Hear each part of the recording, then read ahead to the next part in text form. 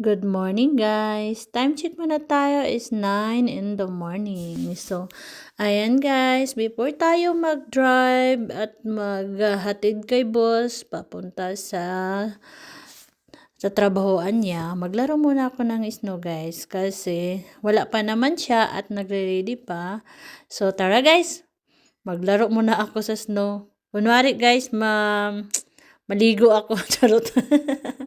Grabe ang lamig. -35 degree. Diba? Grabe ang snow sa labas ng bahay. Sa labas ng bahay lang yan, guys.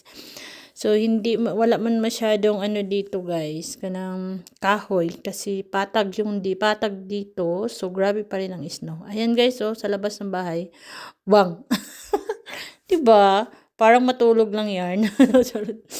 Feel ang snow, guys. So, ngayon ay na-feel ko naman kung gaano kalamig dito guys. Hindi ko na talaga pangarapin ang winter dito sa Canada. Grabe. Dati ay pangarap ko lang. So ayan na guys. Dito na pala kami sa farm. At ayan, ganyan ako kalapit sa mga aso guys. Namimiss ako ni Boogie Boogie.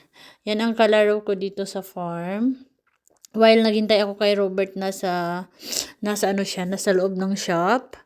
At ihatid ko naman siya guys doon sa tractor na lagi niyang ginagamit. At ako ang magdadrive guys papunta doon. While pala nagdadrive ako guys, binivideohan ako ni Robert. 'Di ba? Ayan na guys, dahil si Robert ay nasa palabas na, so mag-ready na ako guys.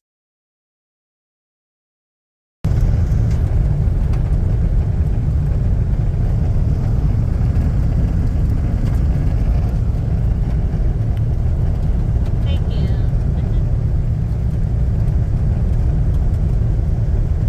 What happened? Not to say, Tracy. Nothing. How about Darren? Nothing. They're going to fix the whole house. I mean, you fix it there. What? The pickup. Yeah, I'll have to have a look at it there. I can stand in the corner out the way. Ah. I'll have to move it after. Yeah, you need to move it. Let's stop. Fine. Stop a video. Rachel's bad driving. Hi. Today is my driver with